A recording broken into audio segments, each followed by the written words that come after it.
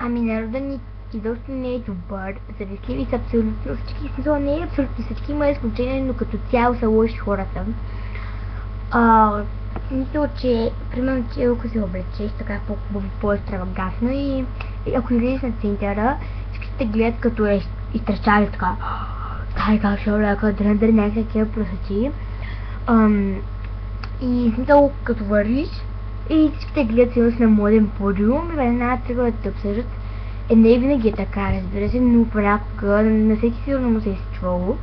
И не само на мен, но мои приятелки.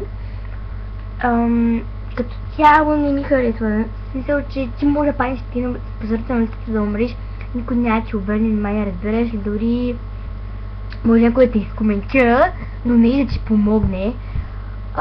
Всеки гледат да си... Всички си гледат своята полза и своята изгода. Никой не мисли за другите и всички си мисли за себе си. Смисъл, гледаш изгодата, но тука за никой.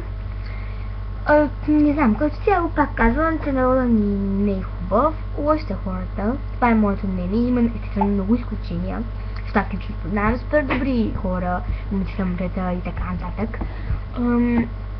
но има и доста, които са просто отвратителни и ако искаш да ти разказвам още, макар че не знам много,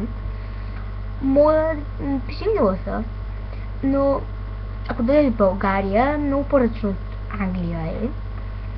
Смисъл, че в Англия, както се върчеш, никой няма че обърне внимание, пък тук е много по-различно и не знам. Как се изразя?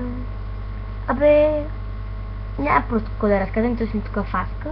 Ако искаш нещо да ме питаш въобще, не питай на лично съобщение.